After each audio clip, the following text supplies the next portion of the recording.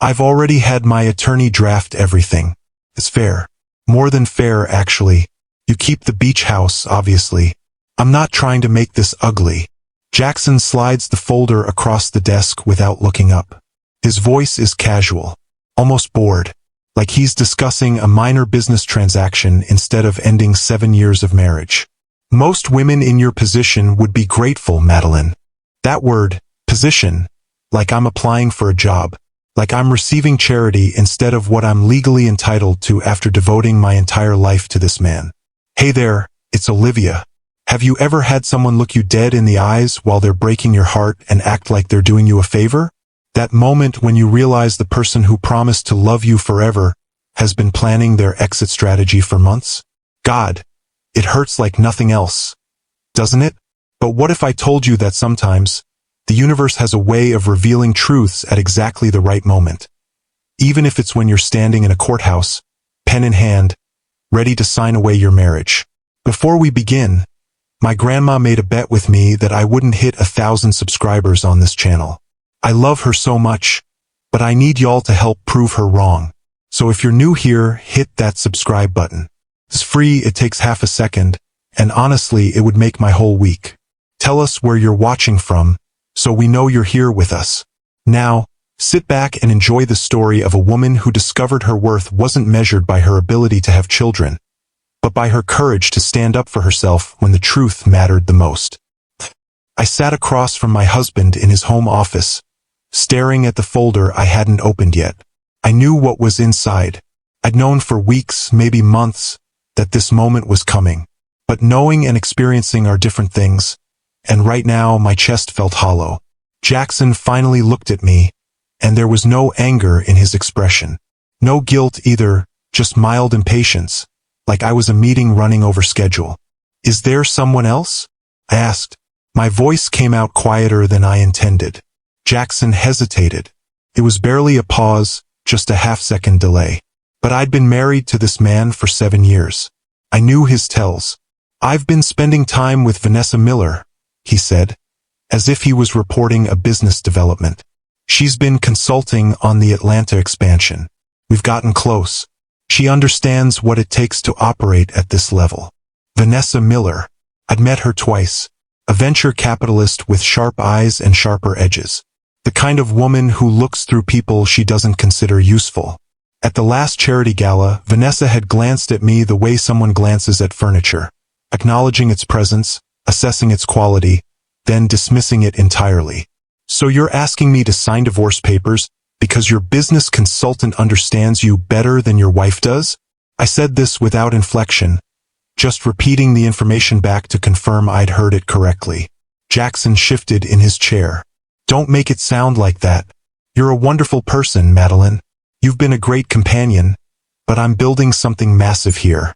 I need a partner who gets it, who lives and breathes this world. You're happy with your art galleries and your charity committees. There's nothing wrong with that. It's just not what I need anymore. Companion. The word landed like a stone in still water. Not partner, not wife. Companion. Like I was a pleasant accessory he'd outgrown. I looked at Jackson. Really looked at him and saw a stranger wearing my husband's face. Or maybe I was seeing him clearly for the first time. How long? I asked. Does it matter? It matters to me. Jackson sighed like I was being unnecessarily difficult. A few months. Nothing physical until I made my decision. I'm not a cheater, Madeline. I'm trying to do this the right way. The right way. As if there's an etiquette guide for dismantling a marriage. As if his restraint until he decided to leave somehow earned him points for integrity.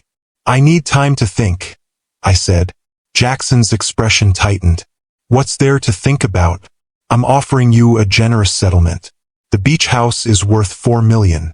You'll be set up comfortably. You can take your time figuring out what you want to do next. Set up comfortably. Like I was a retiring employee receiving a severance package. I stood. My legs felt distant, like I was operating my body from somewhere outside myself. I'll have my attorney review the documents. Jackson looked genuinely surprised. You have an attorney? It was such a small moment, but it told me everything I needed to know. He was so certain of my dependence that the idea of me having independent legal representation hadn't occurred to him. "I'll get one," I said. I walked out of the office, down the hallway of the home we'd shared for 7 years, and out the front door. I didn't cry. I didn't shake. I just walked. Behind me, Jackson's world continued spinning exactly as it was. He was already back on his phone before I reached my car. But something had shifted in me. Something small but irreversible. For the first time in 7 years, I had disrupted his script. It wasn't much, but it was a beginning. I drove without destination. My hands on the wheel, my mind somewhere else entirely. The city blurred past. Buildings Jackson helped finance. Streets I'd walked beside him during charity events. The whole landscape of a life I'd been living like a role in someone else's story. I thought about the early days. The charity event where we met, where I'd registered under my mother's maiden name because I'd wanted one evening of anonymity. Jackson had approached me with confidence that bordered on arrogance, talking about his vision for reshaping urban development. His hands moving as he described buildings that didn't exist yet. He'd asked what I did, and I'd given him the truth, just not the full truth. I consulted for private art collectors. I studied art history. My family preferred to stay out of the public eye. All of it accurate, none of it complete. I'd wanted to know if someone could choose me, just me, without the weight of my father's invisible empire. Without the calculation that came into people's eyes when they learned who my family was. Without the strategic networking, the careful cultivation, the unspoken question of what access I could provide. Jackson had chosen me. He'd pursued me. He'd proposed after 8 months with a ring he'd selected himself, in a restaurant he'd reserved, with a speech about building a future together. And I had said yes, my heart pounding with hope and my conscience whispering warnings I'd refused to hear. I told myself I'd reveal everything after the wedding. Once we were married, once he'd chosen me completely, I'd explain the omission and he'd understand. He'd maybe even be relieved that I'd tested him, that I'd wanted to be sure our foundation was real. But the wedding had come and gone. Small and elegant. My parents attending with quiet dignity. Jackson's family and friends seeing wealth but not understanding its scope. And the right moment to tell him had never arrived. Days became weeks, became months, became years. And the truth sat between us like a wall I'd built one brick at a time. I found myself pulling into the parking lot of a coffee shop in Buckhead I'd never visited. I went inside, ordered tea I didn't drink, and sat by the window watching people live their regular lives. My phone buzzed. A text from Jackson's assistant. "Mr. Harlow wanted me to send you the contact information for his attorney in case you need a reference for representation." Even this he was trying to control, offering to help me find a lawyer. As if I was too helpless to locate one myself. As if the attorney he recommended wouldn't be someone who'd protect his interests while making me feel taken care of. I deleted the text. I opened my contacts and scrolled to a name I hadn't called in 7 years. Richard Morse, my father's chief advisor, the man who manages billions of dollars that most people don't know exist. I stared at the name for a long time. Then I made the call. Richard answered on the second ring. "Madeline." Just my name, spoken with warmth and relief and no questions. "It's good to hear from you. I need information," I said, "about my trust fund, about my position in the family structure. Everything." There was a pause but not surprise. Richard had been waiting for this call. "Of course," he said. "When would you like to meet?" We scheduled for the next day.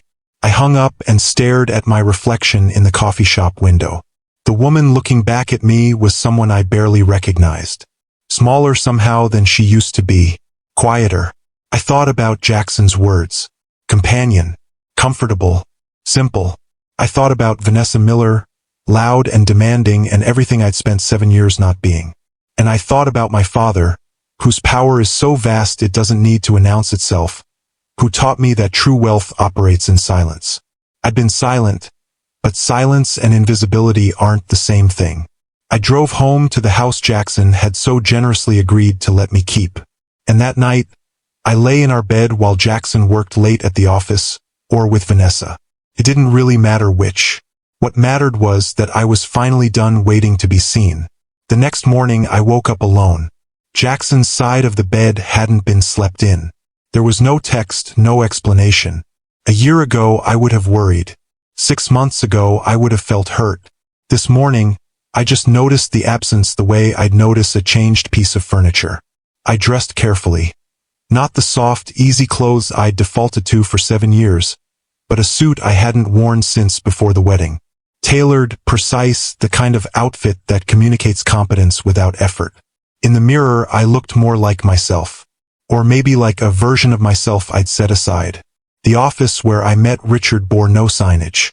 It was in a building downtown that houses dozens of companies, anonymous and unremarkable from the outside. Inside, the lobby was quiet, staffed by a receptionist who greeted me by name without checking a list. Richard met me personally. He's in his 60s, silver-haired, with the calm demeanor of someone who's negotiated with presidents and never felt the need to mention it. "You look well," he said, and I knew he was lying kindly. I looked tired. I looked like a woman who just discovered her marriage was built on sand. We sat in a conference room with windows overlooking the city. Richard slid a portfolio across the table. No dramatic presentation, just information. "Your trust fund has performed exceptionally well," he began. "Your father's investments in emerging technologies and sustainable infrastructure have tripled the initial allocation since your wedding. Current liquid accessible assets total approximately $8.4 billion. I absorbed this. $8.4 billion. Jackson's entire net worth is estimated at $3 billion, and he's considered enormously successful. That's before touching the primary family holdings," Richard continued. "Your position in the succession structure remains unchanged. You're the sole heir to the Lancaster fortune. When your father decides to transition leadership, you'll inherit full control of assets currently valued at over $200 billion. $200 billion. The number was so large it almost didn't mean anything. I had known intellectually that my family operates at this level, but hearing it stated plainly was different. "You have immediate access to the trust fund," Richard said. "No approval needed. Your father made sure of that when you turned 25. He wanted you to have independence." Independence. I almost laughed. I'd spent 7 years performing dependence, making myself small, waiting for my husband to notice my worth. "I need an attorney," I said, "for a divorce. Someone who specializes in high net worth dissolutions. Someone Jackson won't know." Richard didn't blink. "I'll have 3 names for you by this afternoon. All discreet, all exceptionally competent." "Thank you." Richard leaned forward slightly. "Your father has been worried about you. He's respected your privacy, respected your choice not to involve the family in your marriage, but he's wanted you to reach out. He's been waiting." Something in my chest loosened. "Tell him I'm okay. Tell him I'll call him soon. He'll be glad to hear it." I stood. Richard walked me to the elevator. "One more thing," he said before I stepped inside. "The Atlanta expansion your husband is pursuing. The major development deal he's been working on for the last 8 months." I nodded. I knew it intimately. I'd listened to Jackson discuss it for hours. Had asked questions that helped him reframe his approach. Had watched him solve problems I'd quietly pointed him toward. "The primary funding consortium includes several investment groups," Richard said. "One of them is a shell company operated by Lancaster Holdings. Your family controls approximately 30% of the total investment in that deal." I went very still. "Does Jackson know?" "The investment was made through multiple layers of corporate structure. There's no reason he would connect it to your family. We've been funding urban development projects for decades. This is simply part of our standard portfolio diversification. But the timing, the poetry of it. Jackson was building his legacy partially on my family's money, while telling me I didn't understand his business." "Thank you, Richard," I said. I rode the elevator down, walked through the unremarkable lobby, and stepped out into the city. The same buildings, the same streets, but everything looked different now. I had always had power. I just forgot I was allowed to use it. That evening, there was a corporate dinner, one of Jackson's professional obligations, the kind of event I'd attended dozens of times. Wives and partners expected to smile, look elegant, and not interrupt the important conversations. I almost didn't go, but then I thought about Jackson's certainty that I'd fade quietly into the background of his life, grateful for his generosity. I decided to show up. I wore a dress that cost more than most people's monthly rent, purchased with my own money from a designer who knows my family. My mother had introduced us years ago. The designer had been thrilled to dress a Lancaster, even secretly. When I arrived at the restaurant, Jackson was already there, holding court with a group of developers and investors. Vanessa stood beside him, her hand resting possessively on his arm. Jackson noticed me and something flickered across his face. Surprise, maybe. He'd expected me to avoid this, to hide in my humiliation. I smiled at him, pleasant, unrevealing. I took my seat at the table and the dinner proceeded exactly as these dinners always do. Business talk dominated. Market projections, zoning challenges, the Atlanta deal and its potential to reshape the entire downtown corridor. Jackson was animated, energized. Vanessa contributed sharp observations, challenging him in ways that made him laugh. I watched them and understood the dynamic clearly now. Vanessa performed intelligence loudly enough that Jackson noticed it. I had offered mine quietly, and he'd absorbed it without acknowledgement. "Madeline, you're so quiet tonight," one of the wives said during a lull. "Is everything all right?" "Everything's fine," I said. "I'm just listening." Across the table, Jackson's business partner, a man named Gerald who'd always treated me with polite dismissal, launched into a story about Jackson's brilliance in securing the Atlanta financing. "The consortium was ready to walk," Gerald said.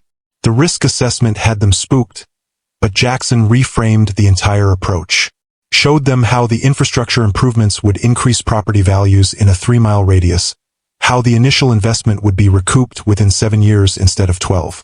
Completely changed the narrative. I listened to this story and remembered the night I'd asked Jackson a single question. What if you positioned it not as a development risk, but as an infrastructure investment? What if you showed them the secondary value creation? Jackson had stared at me thinking. Then he'd grabbed his laptop and started recalculating projections. The next day, he'd presented the reframed approach to the consortium. In his retelling, it had been his instinct, his breakthrough. And I had said nothing because I told myself credit didn't matter. Partnership meant supporting him, not keeping score. But now, listening to Gerald praise Jackson's genius, listening to Vanessa add commentary about Jackson's strategic vision, I felt something I hadn't felt in 7 years. Clarity. "Actually," I said, my voice cutting through the conversation. That reframing came from a question I asked Jackson during his initial pitch development, about positioning infrastructure value over development risk. The table went quiet. Everyone looked at me. Jackson's expression was carefully neutral. "Madeline's always been supportive," he said smoothly. "She listens to me talk through strategy."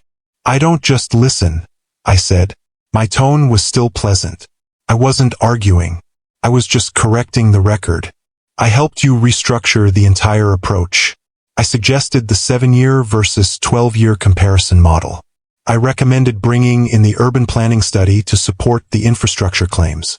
Vanessa's smile was sharp. "That's sweet that you take interest in Jackson's work."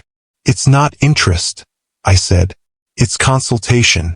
I've been doing it for 7 years. Jackson laughed, but there was tension underneath it. "Madeline's being modest.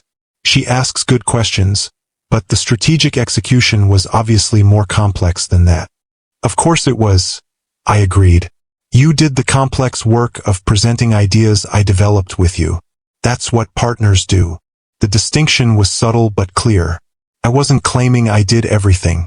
I was claiming I was erased from the story. Gerald shifted uncomfortably.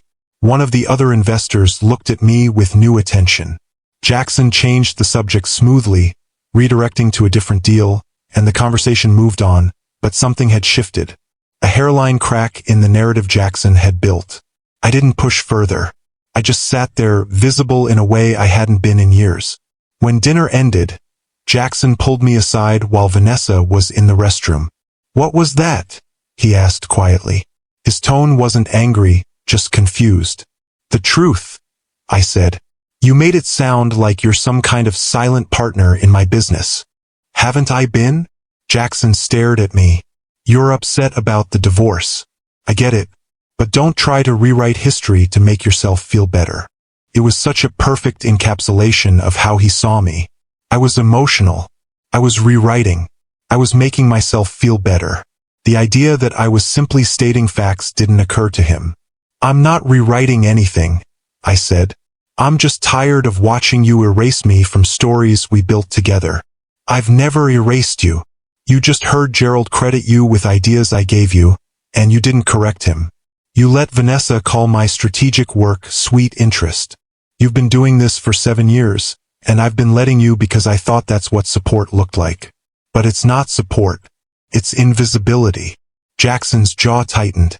If you have a problem with how I acknowledge your contributions, maybe you should have said something earlier. You're right, I said. I should have. I walked away, leaving Jackson standing in the restaurant corridor, looking like a man who just realized the furniture in his house had opinions. I drove home and opened my laptop. I emailed the 3 attorneys Richard recommended. I scheduled consultations for the next week. I began documenting every contribution I'd made to Jackson's business over the past 7 years. Not for credit, but for clarity, so I could see in writing what I'd given and what had been taken. The list was longer than I expected. My phone buzzed. A text from Jackson. We need to talk. You're not being rational. I deleted it.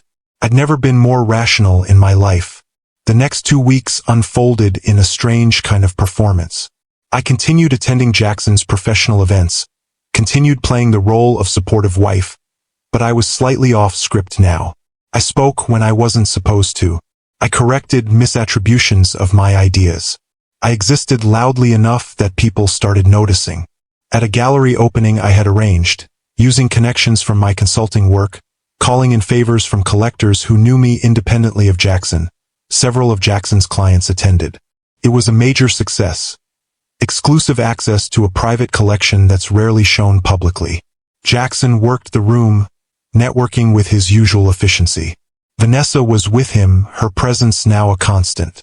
The gallery owner approached me with genuine warmth. This was beautifully orchestrated, she said. Thank you for making the introduction. We've already had 3 acquisition inquiries. I'm glad it worked out, I said. Jackson overheard and joined us. Madeline has great taste. She always finds interesting events. The gallery owner looked confused. I'm sorry, Mr. Harlow. I think there's been a misunderstanding. Madeline didn't just find this event. She organized it. She brokered the access, coordinated the collectors, structured the entire evening. This was her project. Jackson's expression was carefully controlled.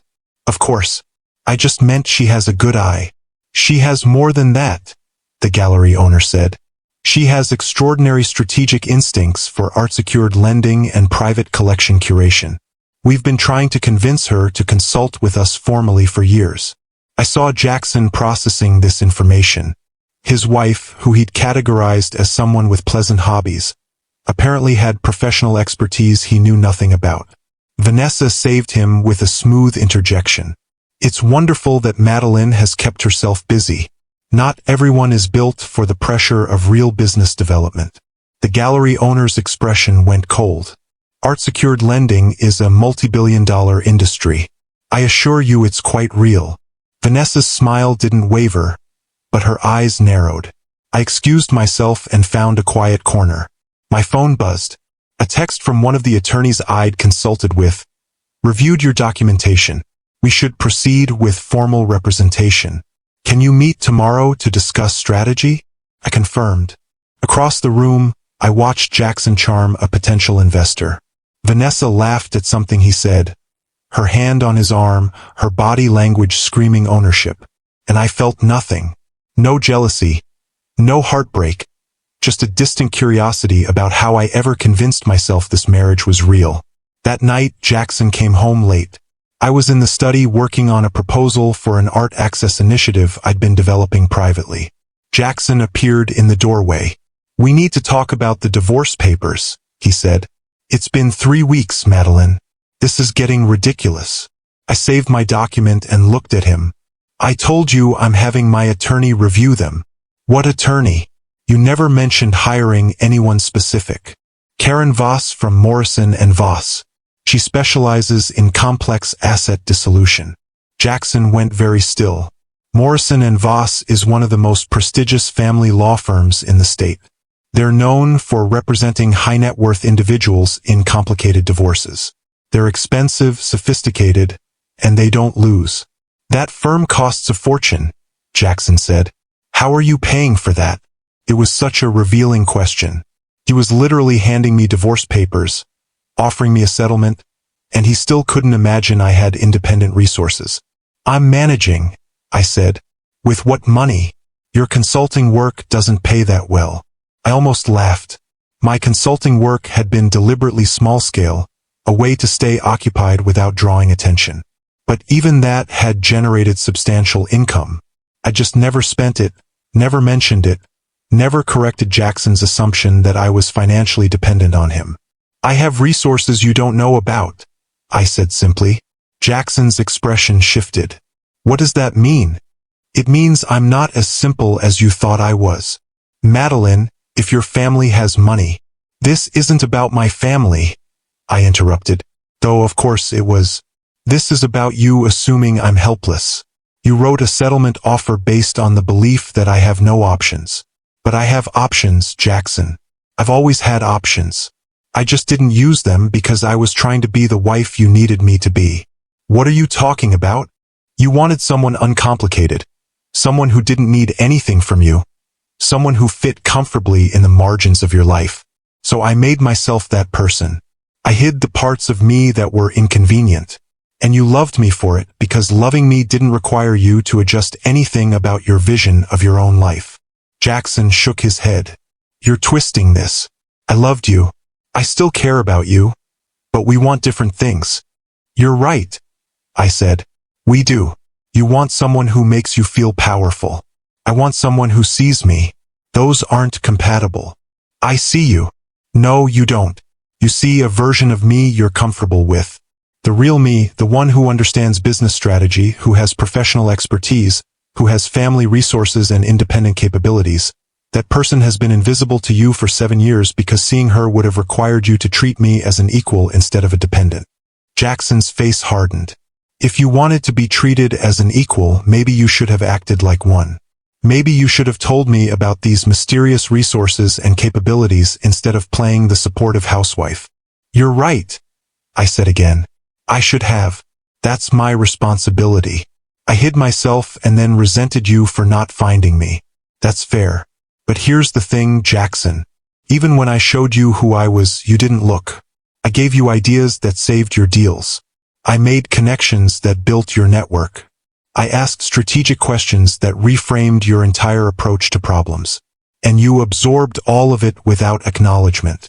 You took what I offered and then retold the stories with me edited out. That's not true. Gerald's story about Atlanta. Your mother's comment about me being low maintenance. Vanessa's dismissal of my work as a hobby. You've been present for all of it.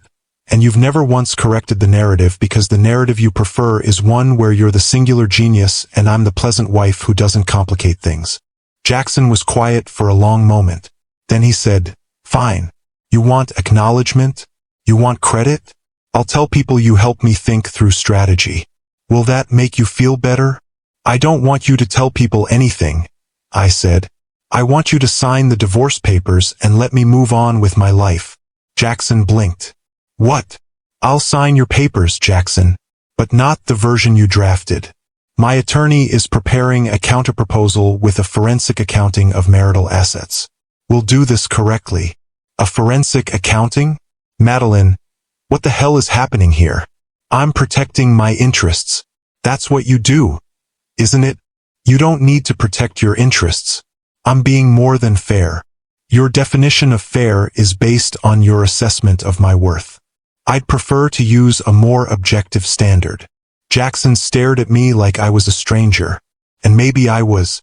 Maybe the Madeline he knew was always a performance. And he was only just now meeting the real person underneath.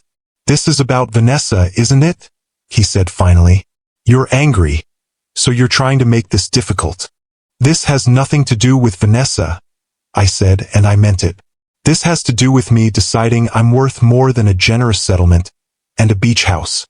I'm worth being seen, being credited, being treated as a whole person instead of a convenient accessory.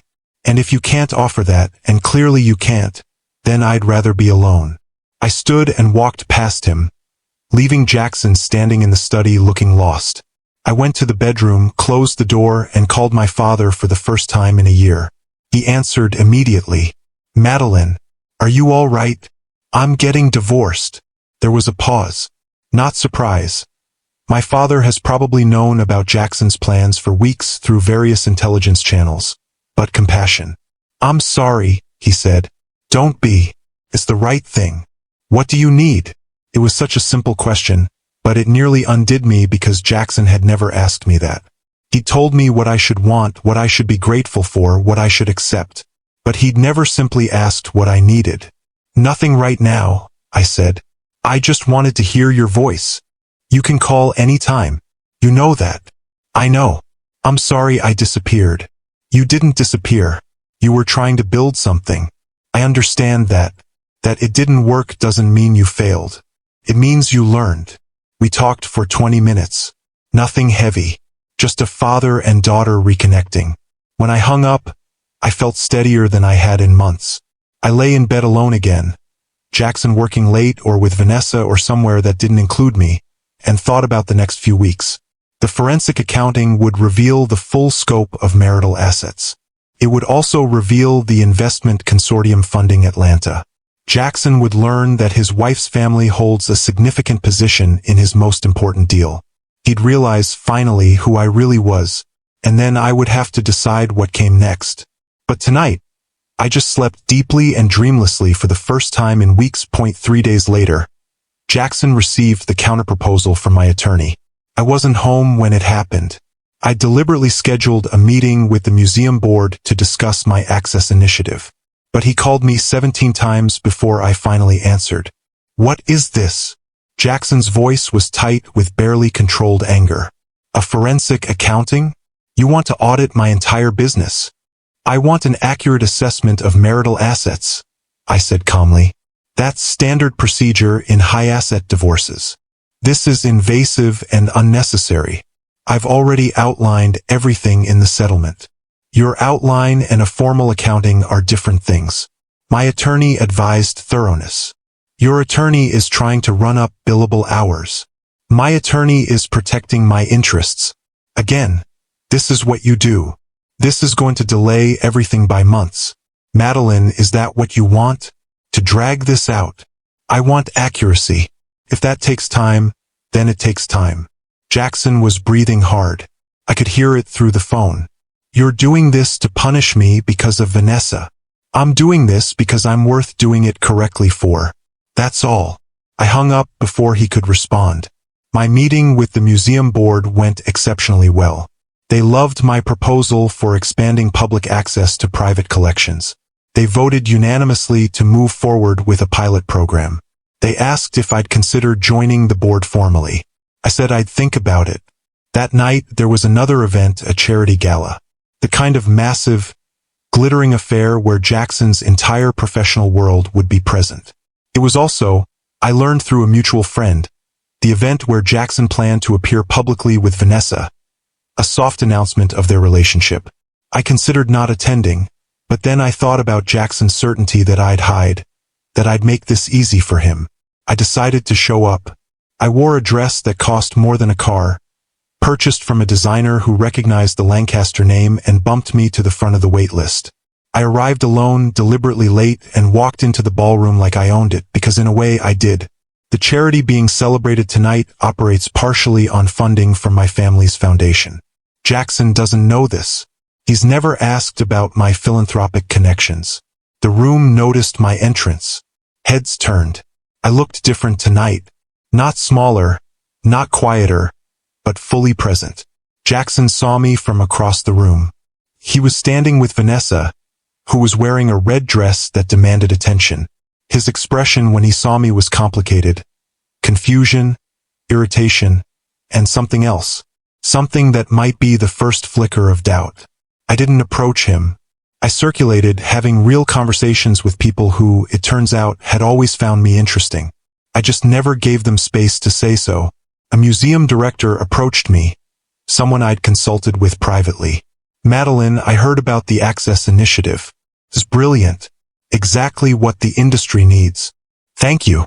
I'm excited about it. I also heard you're looking at formal board positions. We'd be honored if you'd consider ours. We talked for 15 minutes. Real talk. Strategic conversation. The director treated me like an expert because I am one. Across the room, Jackson watched this interaction. Vanessa said something to him and he nodded, but his attention kept drifting back to me. Later, I was approached by a man I didn't recognize. He was older, impeccably dressed, with the quiet authority of serious wealth. "Miss Lancaster," he said, and my heart skipped. That name, my real name, not Harlow. "I'm James Chun. I serve on the investment board for the Atlanta Consortium." I kept my expression neutral. "Mr. Chun, it's nice to meet you. I wanted to introduce myself. Your father and I have worked together for years. I've been hoping to meet you." We shook hands. It was a brief interaction, nothing dramatic, but Jackson noticed from across the room.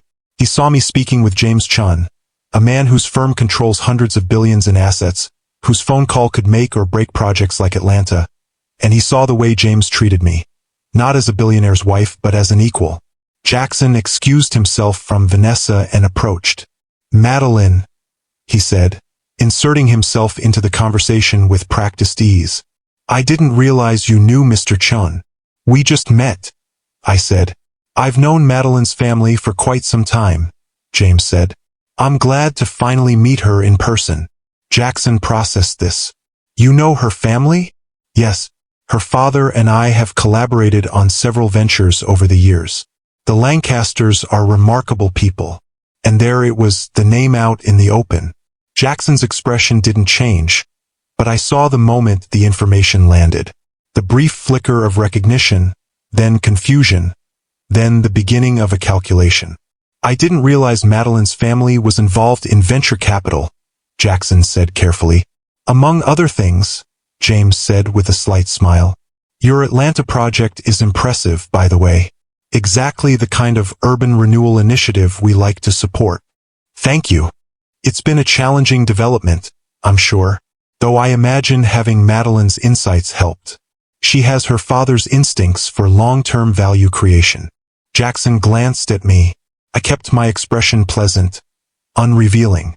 "Madeline has always been supportive," Jackson said, defaulting to his standard line.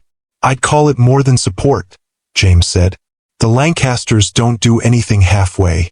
I'm sure her contributions have been substantial." Someone called James away to another conversation. He excused himself gracefully, leaving Jackson and me standing together. "Lancaster," Jackson said quietly. "Your father is a Lancaster." "Yes. You never told me his first name. You never asked." Jackson's jaw tightened. "Why would James Chun know your father?" "Because they work in similar industries, obviously." "What industries exactly?" "Investment, development, wealth management. The same things you do, just on a different scale." "What scale?" I met his eyes. "Does it matter? You're divorcing me because I don't understand your world. My family's business doesn't change that. But it does change it." I could see Jackson's mind working, trying to reconcile the wife he dismissed with a woman James Chun treated as significant. "We should talk," Jackson said. "We are talking. Privately. I don't think there's anything left to say privately. You want a divorce. I've agreed to one. My attorney is preparing the asset documentation. Everything is proceeding exactly as you wanted." "Madeline." "Excuse me," I said. "I see someone I need to speak with." I walked away, leaving Jackson standing alone in the middle of the gala, looking like a man who just realized he'd been playing chess while missing half the board.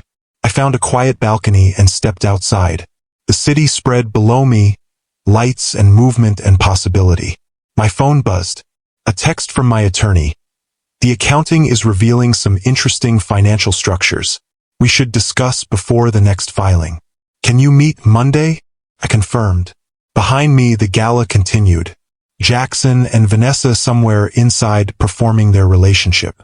The whole world spinning exactly as it was. But I was no longer spinning with it. I was standing still, finally in the center of my own gravity. And for the first time in 7 years, I wasn't afraid of taking up space. Monday morning arrived with rain.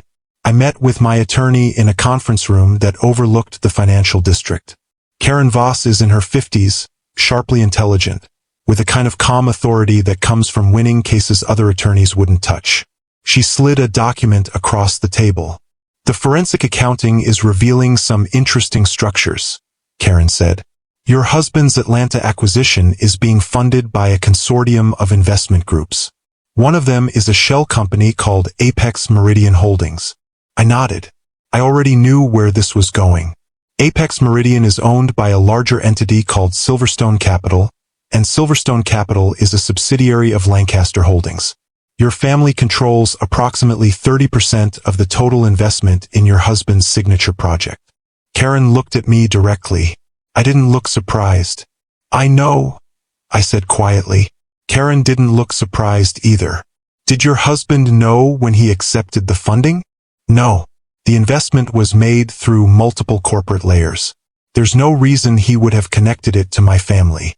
Lancaster Holdings invests in urban development projects all the time. This was just part of their standard portfolio. But the timing is remarkable, Karen said. Your family has been financing the very success your husband has been using to justify why you're not an adequate partner. I'm aware of the irony. Karen leaned back. This changes the leverage substantially. When this information becomes part of the public record during asset disclosure, your husband will understand exactly who you are. More importantly, his professional circle will understand. The narrative he's built about outgrowing you will collapse. I don't want to use this as a weapon, I said. I just want an accurate accounting. I understand, but you should be prepared for his reaction. Men like your husband don't handle this kind of revelation well. He's the one who wanted the divorce, I said. He's the one who decided I wasn't enough. I'm just making sure the separation is handled fairly. Fair and strategic aren't mutually exclusive, Karen said. We can protect your interests without weaponizing information, but we should be prepared for escalation. We spent the next hour discussing strategy. Karen recommended proceeding with the accounting as planned. Everything above board, everything legally sound. Let the truth emerge through proper channels rather than through confrontation. I agreed. When I left the office, my phone was full of missed calls from Jackson. I didn't call back. Whatever he wanted to say, I wasn't interested in hearing it outside of formal legal channels. That afternoon, Jackson showed up at the house. I was working on my museum proposal when I heard his car in the driveway. I considered not answering the door, but that felt like hiding. I was done hiding. I opened the door. Jackson stood there, rain-soaked, looking like he hadn't slept. We need to talk, he said. About what? About who I am? About my family? About the fact that you've apparently been lying to me for 7 years. I stepped aside to let him in. Water dripped onto the hardwood floor. He didn't seem to notice. I didn't lie, I said. I just didn't correct your assumptions. That's semantics. No, it's accurate. You assumed my family was ordinary wealthy. You never asked for details. You never showed interest in my background beyond the surface level. I let you make those assumptions because I wanted to know if you'd choose me without the context of what my family could offer you. Jackson ran his hand through his wet hair. Your father is one of the wealthiest men in the world. That's not a detail, Madeline. That's fundamental information. Why? How would it have changed anything? It changes everything. Exactly, I said. It changes everything. People treat me differently when they know. They want access. They want introductions. They want to leverage my family's resources. I wanted to know if you'd choose me when I was just me. And you did until you didn't. If I'd known, you would have what? Treated me as an equal? Credited my contributions? Seen my intelligence as real instead of cute? You had 7 years to do all of that without knowing about my family's wealth. You chose not to. Jackson's face hardened. You made me look like a fool. I've been offering you a settlement like you're some dependent spouse, and you're sitting on a fortune that makes my net worth look like pocket change. I never asked you for a settlement. You offered it. You structured the divorce based on your belief that I had no options. That's not my fault. You should have told me. Maybe. But you should have seen me. You should have noticed that I understood your business better than most of your employees.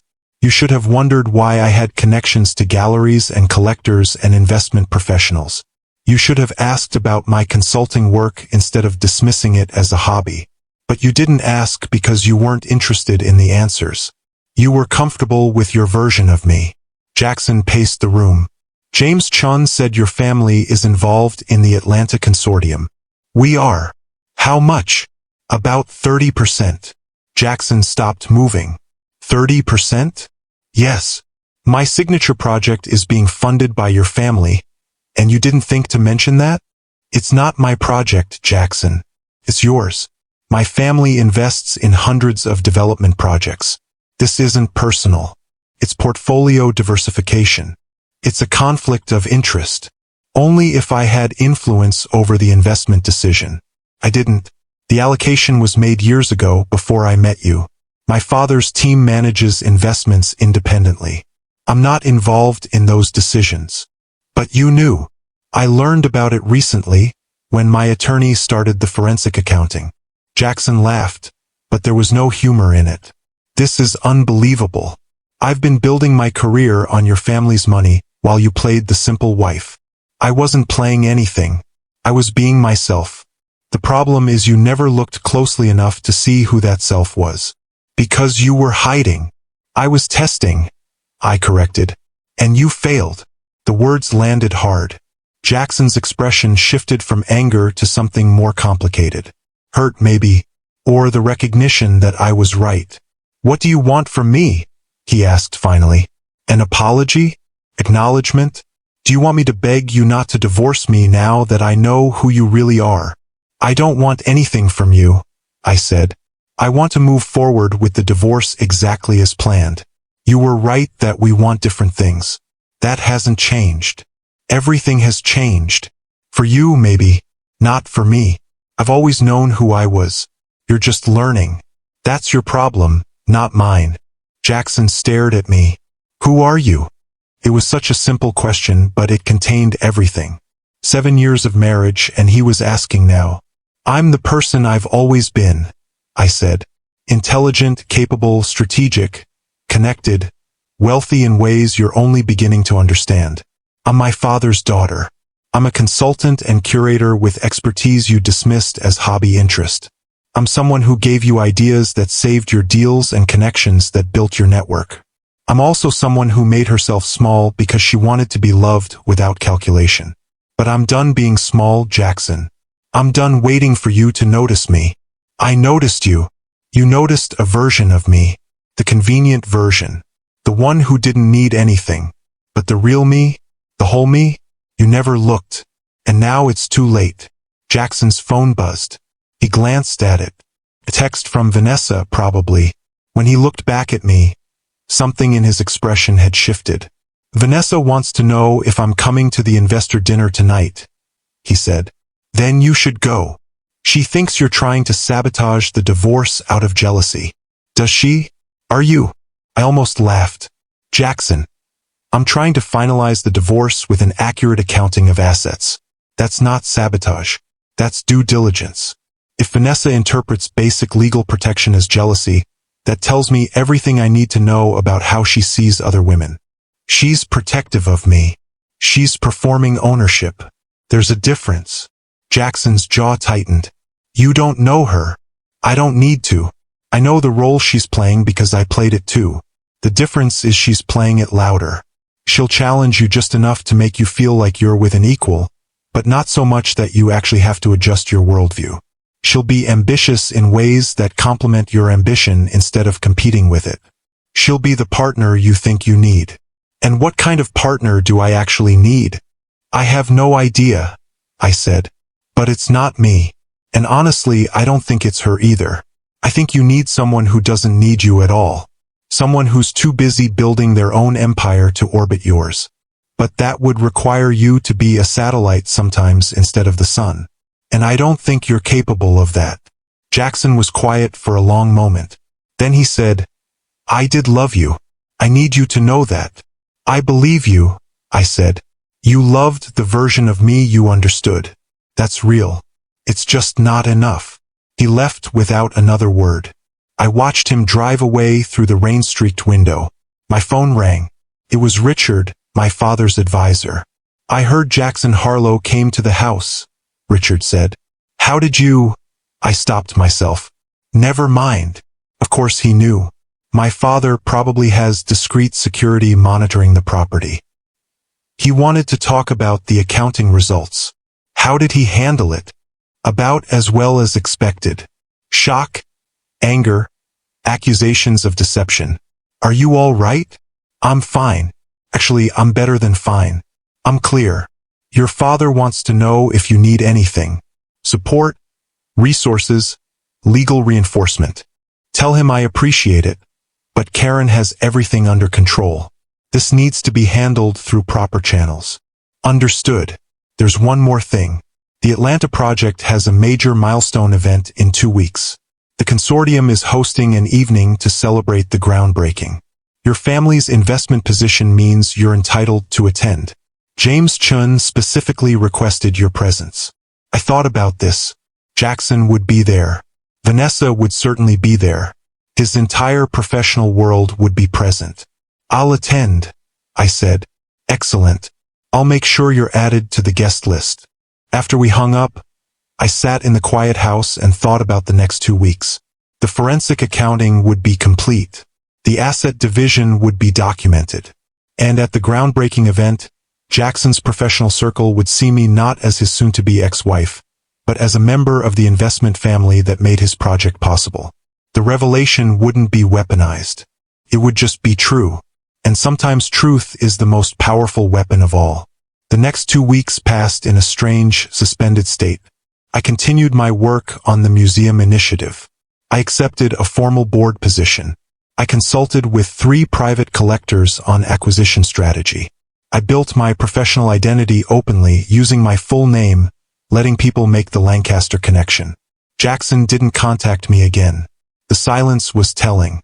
He was either processing or strategizing, possibly both. Vanessa, however, made her presence known. At a charity luncheon I attended for the museum, Vanessa arrived with 2 other venture capitalists. She saw me across the room and approached with aggressive friendliness. Madeline, how lovely to see you, Vanessa said. Her smile was sharp. I've been meaning to reach out. I wanted to make sure there's no awkwardness between us. Why would there be awkwardness? I asked. Well, given the situation with Jackson, I know transitions can be difficult. But I think it's wonderful that you're handling everything so maturely. The condescension was barely disguised. Vanessa was performing magnanimity, positioning herself as the gracious victor. I appreciate your concern, I said. Though I should clarify, there's no transition for me to handle. Jackson made his choice. I'm simply moving forward with my life. Of course. And it's so good that you have your hobbies to focus on. Art collecting, isn't it? Art acquisition and curation, I corrected. I consult on authentication, valuation, and strategic portfolio development for private collectors and institutions. Vanessa's smile tightened slightly. How nice. Jackson mentioned you dabble in that. I don't dabble. I work. There's a difference. One of the museum board members joined us. An older woman named Patricia who's been in the art world for 40 years. Madeline, I wanted to thank you again for the introduction to the Castellano collection, Patricia said. The authentication you provided was impeccable. We're moving forward with the acquisition. I'm glad it worked out, I said. Patricia turned to Vanessa. Are you in the art world as well? No, I'm in venture capital, Vanessa said. Real business development. The implication was clear. Art is frivolous. Venture capital is serious. Patricia's expression went glacial. Art is a $400 billion global industry. I assure you it's quite real. Vanessa recovered quickly. Of course. I just meant it's a different sector. Indeed, Patricia said. She turned back to me. I hope you'll join us for the board dinner next week. We're discussing the expansion initiative, and your insights would be invaluable. After Patricia left, Vanessa's mask slipped slightly. You've certainly made yourself busy. I've always been busy, I replied. People are just noticing now. Because you're using your family connections. I'm using my expertise. My family name opens doors. My knowledge keeps them open. There's a difference. Vanessa leaned in slightly. Jackson told me about your family. About the Lancaster fortune. I have to say, it's interesting that you hid that from him. I didn't hide it. I just didn't announce it. Jackson never asked the right questions. He feels betrayed. He feels foolish. Also different things. You made him look ridiculous. Offering you a settlement when you're sitting on billions. He offered that settlement based on his assessment of my value. I didn't write it. He did. His embarrassment is his own creation. Vanessa's eyes narrowed. You think you're very clever. I think I'm very clear about who I am and what I'm worth. Jackson spent 7 years not asking and not noticing. That's not cleverness on my part. That's blindness on his. He loves me, Vanessa said. Came out defensive like she was trying to convince herself as much as me. I'm sure he does. Or he loves what you represent. It's hard to tell the difference sometimes. What's that supposed to mean? It means Jackson is attracted to performance. You perform strength and challenge and ambition. I perform support and simplicity. Both are roles. The question is whether he's capable of loving an actual person underneath the performance. I don't think he is, but you're welcome to find out. I excused myself, leaving Vanessa standing alone with her sharp smile and her uncertainty. The night of the Atlanta groundbreaking event arrived. I dressed with care, not to impress, but to represent. I wore a gown that cost more than most people's annual salary, jewelry from my mother's collection, my hair styled simply but elegantly. When I arrived at the venue, a luxury hotel ballroom overlooking the city, the energy was electric. This was Jackson's moment, his signature project, the culmination of 18 months of planning and negotiation. I checked in at the reception desk. The attendant looked at my name on the list, and her expression changed subtly. Recognition. Miss Lancaster. Welcome. Mr. Chun asked me to direct you to the VIP reception when you arrived. Not Mrs. Harlow. Miss Lancaster. I followed the attendant to a private room where the major investors were gathering. James Chun greeted me warmly. Madeline, thank you for coming. I wanted to introduce you to some of the other consortium members. He led me through the room, making introductions. These were people who manage billions, who make decisions that shape cities, and they treated me with respect that had nothing to do with politeness and everything to do with recognition of power. Your father's instincts for urban renewal are legendary, one investor said. I hear you've inherited his strategic vision. I've learned from him, I said, but I've developed my own approach. We discussed market trends, infrastructure investment, the long-term implications of projects like Atlanta. Real conversation. Strategic analysis. I contributed insights, asked questions, engaged as an equal. Across the room, the door opened. Jackson entered with Vanessa on his arm. He'd clearly been briefed on the VIP reception. This was where the real power was. But he stopped short when he saw me. I wasn't alone in a corner. I was standing with James Chun and 3 other consortium members, actively participating in a conversation about urban development strategy. Jackson approached with Vanessa. His expression was carefully controlled. Mr. Chun, thank you for organizing this, Jackson said. The consortium's support has been essential. The project merits it, James said. Though I think you know Madeline was instrumental in our initial assessment. Jackson's smile froze slightly. I'm sorry. Madeline's preliminary analysis of the infrastructure value proposition was part of our investment review. Her insights about secondary market development were particularly compelling. I had forgotten about that. Months ago, Richard had sent me the Atlanta proposal, asking for my thoughts. I'd reviewed it casually, made some notes about positioning, sent them back. I hadn't realized they'd been included in the formal investment assessment. I didn't know that, Jackson said slowly. She didn't mention it. James looked genuinely surprised. The framework you presented about 7-year value recapture versus 12-year projection, that came directly from her analysis. The words I had suggested to Jackson, which he'd presented as his own strategic breakthrough, had originated from my formal assessment for the investment consortium. He'd unknowingly pitched my ideas back to the people I'd written them for. Vanessa sensed the shift in dynamics. How wonderful that Madeline could contribute, though I'm sure the execution complexity was beyond her scope. James's expression went cold.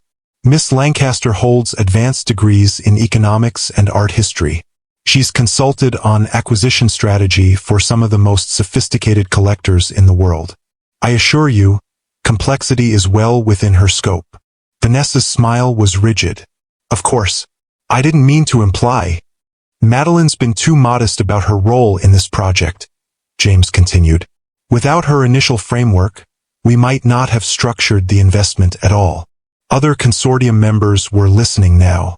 The information was spreading through the VIP room like ripples in water.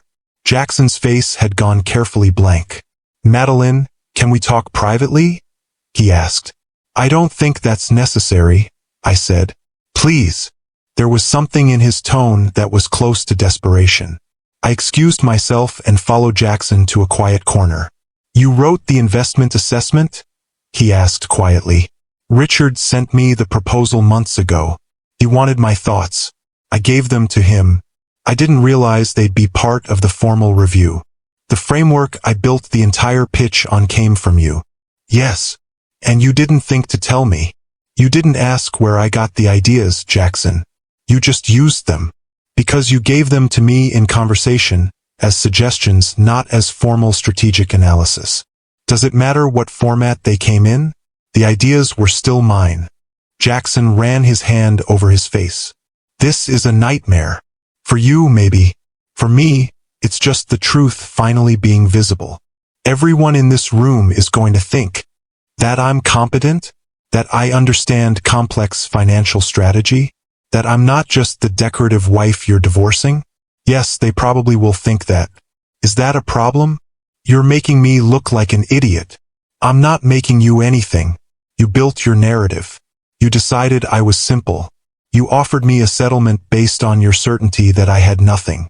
You announced your relationship with Vanessa based on your belief that I'd disappear quietly. I haven't done anything to you, Jackson. I've just stopped helping you erase me. What do you want? For me to publicly credit you? For me to acknowledge that my brilliant wife was secretly running the show? I wasn't running anything. I was offering partnership. You chose to receive it as support and then take solo credit. That's your pattern, not my manipulation. If I'd known who you were. You keep saying that as if knowing about my family's money would have made you see my intelligence. But here's the thing, Jackson. You had access to my intelligence for 7 years. You benefited from it constantly. You just never valued it because it came from someone you'd categorized as ornamental. My last name doesn't change what I offered you. It just changes whether you think it's worth acknowledging. The ballroom doors opened. An assistant announced that the program was starting. The VIP reception began moving toward the main event. We're not done talking about this, Jackson said. Yes, we are, I replied. The only conversation we need to have is through our attorneys. Everything else is just you trying to rewrite history now that the facts are inconvenient. I walked away, leaving him standing alone. The main ballroom was spectacular. Hundreds of guests, champagne flowing, a massive rendering of the Atlanta project displayed on screens.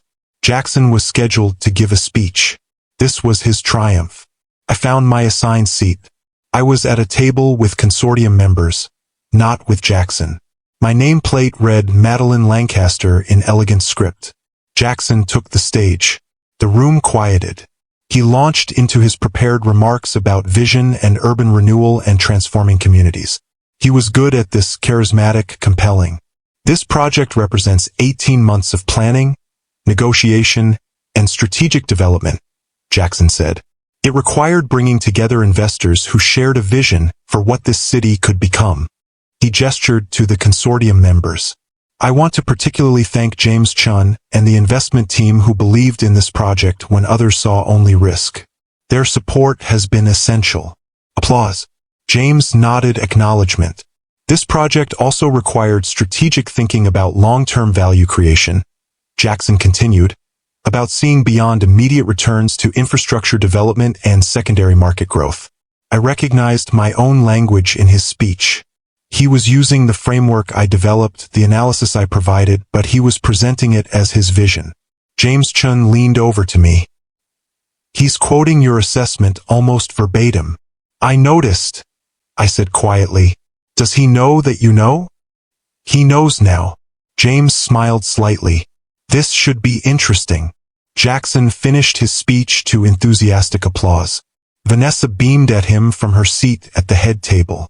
He'd handled this perfectly, presented himself as the visionary architect of something transformative. Then James Chun stood. The room quieted again. James is known, respected, feared in some circles. When he speaks, people listen. Thank you, Jackson, for that compelling vision, James began. I'd like to add some context about how this investment came together. As many of you know, the consortium conducts extensive due diligence on every project. We don't invest based on pitch alone. We require rigorous strategic analysis. Jackson was smiling, but there was tension around his eyes. For Atlanta, we commissioned an independent assessment from one of our most trusted strategic consultants, James continued, someone with deep expertise in urban development, value creation, and long-term market analysis. That assessment became the foundation of our investment decision. He paused. The room was completely silent. I'd like to acknowledge that consultant now. Madeline Lancaster, would you please stand? Every head in the room turned toward me. I stood slowly, my heart pounding, but my expression calm. Madeline's analysis identified the 7-year value recapture model that became central to this project's financial structure, James said. Her insights about infrastructure investment versus development risk reframed how we understood the opportunity. Without her strategic framework, this consortium might not have come together. Applause filled the room. Not polite applause, genuine recognition. I saw Jackson's face. Shock, confusion, the slow dawning of complete understanding. James continued, many of you know the Lancaster name in investment circles. Madeline represents the next generation of that legacy. We're fortunate to have her expertise. I sat. The room was buzzing.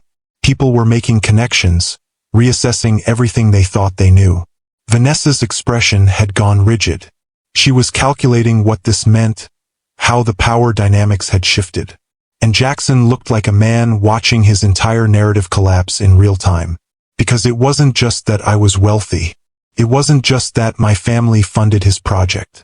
It was that I was the strategic mind behind the framework he'd been taking credit for. I was the consultant the consortium trusted. I was the expert James Chun relied on. I was never the simple wife. I was the invisible architect. After the speeches, people swarmed me, investors who wanted to discuss other projects, developers who wanted my assessment of their proposals, museum boards, philanthropic organizations.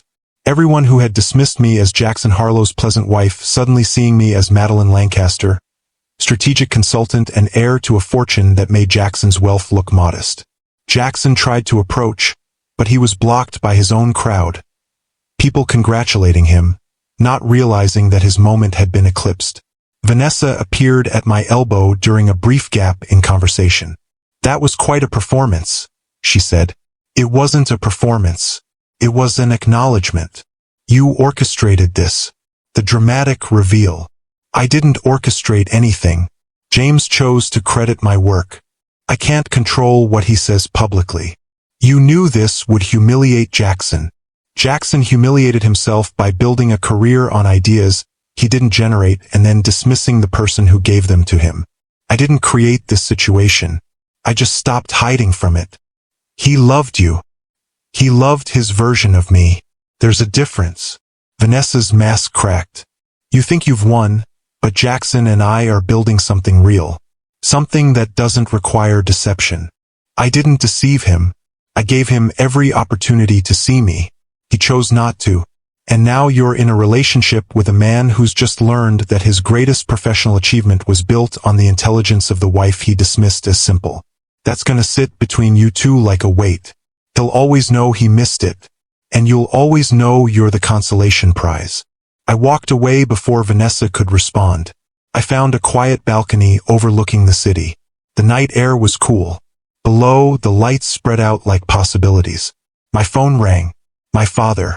I heard about James's speech, he said. There was pride in his voice. It was unexpected, I said. Was it? James has been wanting to acknowledge your work for years. You finally let him. I didn't let him do anything. I just stopped hiding. That's exactly what I mean. You're finally letting people see what I've always known. That you're brilliant, capable, and powerful in your own right. It doesn't feel like power. It feels like exposure. Same thing sometimes. Power isn't just having resources. It's being willing to be visible in your capability. We talked for a few more minutes. When I hung up, I stood alone in the night air, thinking about the past 7 years. I had made myself small. I had hidden my wealth, my expertise, my family's influence. I had conducted an experiment. Could I be loved without context? The answer was yes, but only as long as I remained small. The moment I needed to be my full self, the love evaporated. Jackson didn't fail because he's a bad person. He failed because he fell in love with my incompleteness. He was attracted to my lack of demands, my willingness to orbit his ambition, my performance of simplicity. And I enabled it. I gave him the diminished version and then resented him for not finding the whole person underneath. We were both wrong, but only one of us was ready to admit it. Behind me, the door opened. Jackson stepped onto the balcony. He looked exhausted. Everyone's talking about you, he said. Let them talk. You've been playing me for 7 years. I haven't been playing you. I've been trying to be your wife. You're the one who turned it into a game by keeping score of who is worth more. You lied about who you are. I omitted context. You never asked for it. And even without the context, I gave you everything. My intelligence, my insights, my strategic thinking, my connections. You just never valued any of it because you decided I wasn't valuable. Jackson leaned against the railing. If I'd known. Stop. I interrupted. Stop saying that. If you'd known, you would have treated me as a strategic asset instead of a person. You would have used my family's connections. You would have leveraged my access. But you still wouldn't have seen me. You would have just recognized my utility. That's not fair. It's completely fair. You're upset right now not because you hurt me or dismissed me, but because you missed an opportunity. You're calculating what my family connections could have done for your business. You're thinking about deals you could have made, investors you could have accessed. You're not thinking about me as a person you failed to value. You're thinking about me as a resource you failed to exploit. Jackson didn't deny it. He couldn't. I did love you, he said finally. I know. I believe that. But you loved the version of me that was easy.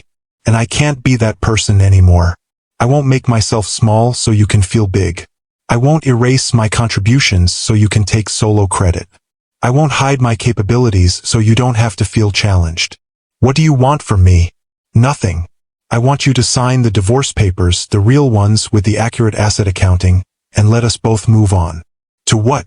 You're going to take over your family's empire, and I'm going to be the fool who let you go. You're going to be exactly what you've always been. A successful developer with a strong portfolio and a talent for vision. The only thing that changes is the story you tell yourself about why we ended. What story should I tell? The truth. That you wanted someone who made you feel powerful, and I needed someone who saw me. Those things weren't compatible. No one's the villain. We just wanted different things. Jackson was quiet for a long time. Then he said, "Will you ever forgive me?" The question surprised me. I considered it honestly. "I don't know," I said. "Maybe eventually, when it stops hurting that you had 7 years to see me and you chose not to. When I stopped feeling angry that I made myself small for someone who preferred me that way. But that's my work to do, not yours. I'm sorry, Jackson said, and for the first time he sounded like he meant it. I'm sorry I didn't see you. You deserved better. Yes, I said simply. I did. I walked back inside, leaving Jackson alone on the balcony. The night continued, conversations, networking, celebration. But I moved through it differently now. Not as Jackson's wife. Not as my father's daughter. As myself. Madeline Lancaster, strategic consultant, art curator, museum board member, heir to a fortune I was finally ready to step into. Visible, whole, undeniably present. The divorce was finalized 6 weeks later. Karen negotiated terms that were fair and accurate, based on proper accounting rather than Jackson's assumptions. The settlement was signed. The paperwork was filed. I kept the beach house because I could afford to buy Jackson out completely. He was surprised by this, but he signed anyway. The last time we saw each other was at the final document signing. We sat across a conference table with our respective attorneys. The papers were slid across, signatures applied. It was formal, bloodless, finished. I hope you'll be happy, Jackson said as we left. I hope the same for you, I replied. And I meant it. Whatever we were to each other was over. Whatever pain existed was beginning to fade. We were just two people who wanted different things, finally free to pursue them separately. Vanessa was waiting in the lobby when we exited. She stood when she saw Jackson, territorial and uncertain in equal measure. I walked past without acknowledgement. Their story was irrelevant to me now. Outside, my car was waiting. My driver opened the door. I slid into the back seat and looked at the city through tinted windows. My phone buzzed. A text from my father. Board meeting tomorrow. Are you ready? I'd been preparing for weeks. My father was beginning the transition process, bringing me into formal leadership of the family holdings. I'm ready, I replied. I thought about the woman I was 7 years ago, eager to be chosen, willing to hide herself for the possibility of uncomplicated love, desperate to know if she could be enough without context. I had my answer now. I was always enough. I just needed to stop asking permission to be seen. The power I had now wasn't new. It was just finally visible. And that made all the difference. But before we close this story, I want to step back for a moment. Because what just happened to Madeline is not just her story. It's a pattern that plays out in boardrooms and living rooms, in marriages and partnerships, in families and friendships every single day. And if we don't name it, if we don't understand the deeper lesson here, we risk repeating it. So let me talk to you directly. This is Olivia, and I need you to hear this. What we just witnessed was not a revenge story. Madeline did not destroy Jackson to prove her superiority. She did not weaponize her family's wealth to humiliate him publicly. She did not orchestrate a dramatic reveal to make him suffer. She simply stopped hiding. That's the lesson, the real bone-deep lesson that applies to your life right now, wherever you are, whatever you're facing. There's a difference between being loved for who you are and being loved for who you're willing to pretend to be. And if you spend your whole life making yourself smaller, quieter, simpler, more convenient so that someone else can feel comfortable, you're not building a relationship. You're building a prison. Madeline made herself small because she wanted to test something. She wanted to know if she could be chosen without the weight of her family's wealth, without the calculation that came into people's eyes when they realized what access she could provide. That desire is not weak. It's deeply, painfully human. Most of us have done some version of this. We edit ourselves. We perform a more convenient version of who we are. We hide our intelligence because someone finds it threatening. We downplay our achievements because someone else needs to be the star. We make ourselves easy to love by asking for nothing and giving everything. And then we wonder why we feel invisible. Here's the truth that Madeline learned the hard way. When you hide yourself to be chosen, you're not actually being chosen. A version of you is being chosen. A character you're playing. A performance you're delivering.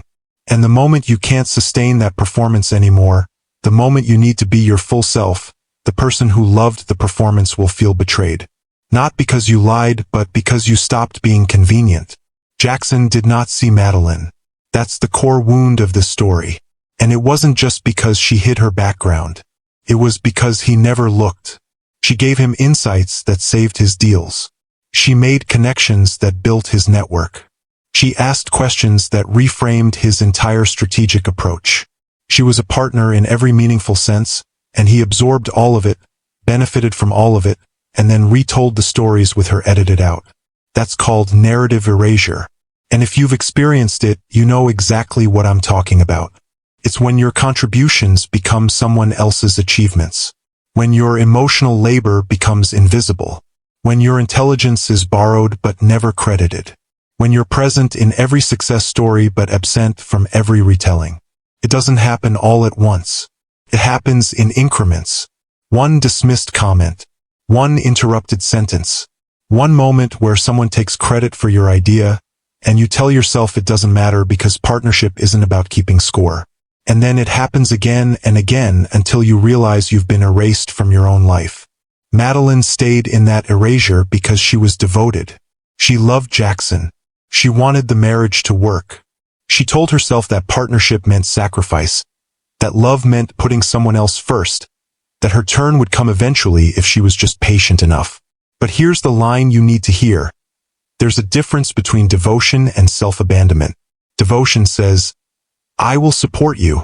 Self-abandonment says, I will disappear so you can shine. Devotion says, your success matters to me. Self-abandonment says, only your success matters. Devotion says, I will partner with you. Self-abandonment says, I will erase myself for you. Madeline crossed that line. And many of you listening right now have crossed it too. You've loved people who only love the small, quiet, undemanding version of you. You've stayed in relationships where you had to shrink to fit. You've celebrated other people's victories that were built on your invisible labor. And you've told yourself, that's what love requires. That's what partnership looks like. That's the cost of being chosen. But it's not. Real love has room for your fullness. Real partnership credits your contributions. Real devotion is mutual, not one-sided. And if you're in a situation right now where you're making yourself small so someone else can feel big, I need you to ask yourself a hard question. Am I being loved for who I am, or for who I'm willing to pretend to be? Because those are different things. And the difference will either build you or break you. Now, here's the part that saved Madeline. And here's what can save you: moral clarity. Moral clarity is knowing your worth even when no one else acknowledges it. It's understanding that your value doesn't require external validation. It's the quiet, unshakable knowledge that you are enough. Not because someone chose you, but because you exist. Madeline had that clarity buried underneath all the devotion and performance. She knew, even when she felt invisible, that she wasn't actually small. She knew her intelligence, her contributions, her family's legacy. All of it was real whether Jackson saw it or not. And that knowledge, that moral anchor, is what gave her the strength to walk away when walking away became necessary. You need that same anchor. You need to know deep in your bones that your worth is not determined by whether someone sees it. Your intelligence is real whether or not it's credited. Your contributions matter whether or not they're acknowledged. Your labor has value whether or not it's compensated. You are not small. You've just been making yourself small. And there's a difference. So let me bring this directly to where you are right now. If you're in a relationship, romantic, professional, familial, friendship, where you have to edit yourself to be accepted, pay attention to that. Ask yourself, am I being loved for who I am, or for who I'm willing to pretend to be? If you're pouring into someone who takes without acknowledging, who benefits from your labor without crediting it, who tells your shared story with you edited out, that's narrative erasure, and you don't have to accept it. If you've been waiting for someone to finally see you, finally value you, finally treat you like a partner instead of an accessory, please hear this. You cannot make someone see what they're determined to overlook. Jackson had 7 years to see Madeline. He chose not to. That wasn't about her worth. That was about his willingness to look. And if someone in your life has had years to see you and they're still choosing not to, that's not about your value. That's about their capacity. And you cannot fix someone else's limited capacity by making yourself smaller. Here's the most important part. You have the same choice Madeline had. You can stay in the erasure, hoping it will change, hoping that if you're just patient enough, supportive enough, small enough, eventually they'll turn around and see you. Or you can reclaim yourself, your full self, your true identity, your inherent worth, and you can walk toward people and spaces that have room for all of you. That choice is terrifying.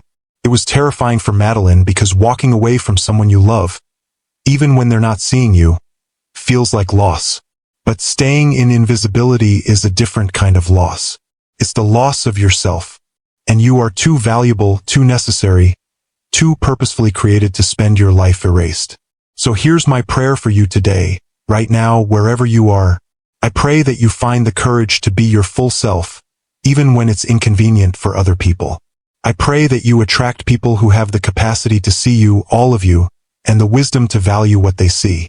I pray that you recognize narrative erasure when it's happening, and that you have the strength to refuse it. I pray for your dignity, for your visibility, for your voice. I pray that the contributions you make are acknowledged, that the labor you pour out is honored, that the love you give is matched and reciprocated. I pray that you know your worth, not in theory but in practice, that you set boundaries that protect your identity, that you choose yourself even when it costs you relationships that were built on your smallness. I pray breakthrough over every area where you've been overlooked, dismissed, or erased. I pray that the right people come into your path, people who see your value without needing it explained, who celebrate your fullness without feeling threatened, who partner with you instead of positioning you as scenery. You are seen. You are valued. You are enough. Not because of what you can offer or how convenient you are, but because of who you are at your core.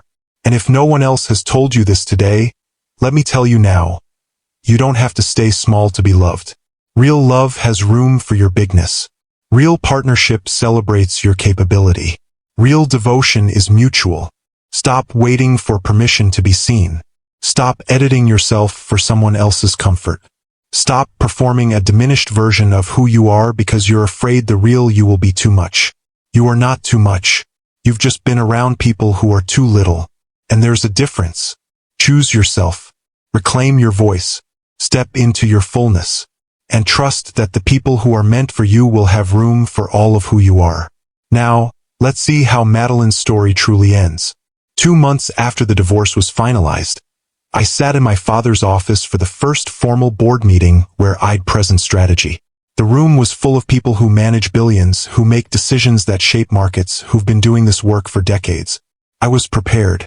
I was competent. I was ready. But I was also nervous in a way I hadn't been in years.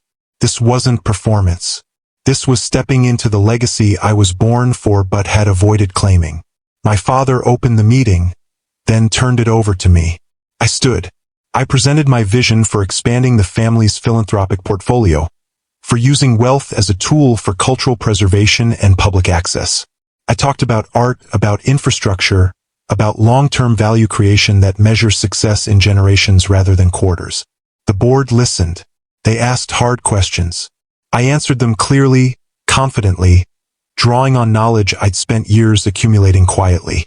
When I finished, there was a moment of silence. Then my father spoke. "I think we have our answer about succession," he said simply. The board voted unanimously to bring me into formal leadership. I was no longer the invisible consultant. I was no longer the hidden heir. I was Madeline Lancaster, stepping into power that was always mine, finally willing to be seen in it. That evening, I attended an art opening. Not as anyone's wife. Not as my father's daughter seeking approval. As myself, a curator, a collector, a strategist in my own right. I was approached by a museum director, a philanthropist, an artist whose work I championed. Real conversations, mutual respect, partnership that didn't require my diminishment. And then, across the gallery I saw someone, a man examining a sculpture with genuine interest, reading the placard, considering the work seriously. He looked up. Our eyes met. He smiled. I smiled back. I didn't know his name yet, didn't know his story, didn't know if this moment would become anything. But I knew one thing. When he approached, when we talked, when he asked about me, I would not make myself small. I would not hide my intelligence. I would not downplay my expertise. I would not perform a diminished version of myself to make him comfortable. I would be Madeline Lancaster, fully, completely, unapologetically. And if that was too much for him, he wasn't the right person. But if he had room for my fullness, if he could see my capability and celebrate it, if he could partner with me as an equal rather than position me as an accessory, then maybe, just maybe, this could be the beginning of something real. Not love built on performance. Not devotion that requires self-erasure. But partnership between two whole people who have room for each other's bigness. I didn't know yet, and that was okay. Because for the first time in years, I wasn't trying to be chosen. I was simply being myself and trusting that the right person would have the capacity to see what was right in front of them. Visible, whole, finally completely herself. That's not revenge. That's not victory in the traditional sense. That's reclamation. That's dignity. That's choosing yourself even when it costs you everything you thought you wanted.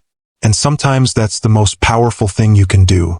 If the story touched something in you, if you've ever felt invisible, erased, or like you had to shrink to be loved, I want you to know you're not alone. This channel is built for you. Every story we tell here is about real emotional truth, about the journey from dismissal to dignity, from silence to self-reclamation. We're building a family here. People who understand that true wealth isn't about money. It's about wholeness. It's about being seen, valued, and celebrated for who you really are. So if you're not already part of our family, subscribe right now. Hit that notification bell so you never miss a story, and drop a comment below. Tell me, have you ever had to choose between being loved and being yourself? What did you choose? Your story matters, and I want to hear it. Share this with someone who needs to hear that their visibility matters, that their contributions count, that they don't have to stay small to be chosen. Thank you for being here. Thank you for listening. Thank you for choosing yourself, even when it's hard. I'll see you in the next story. This is Olivia reminding you, you are seen. You are valued. You are enough.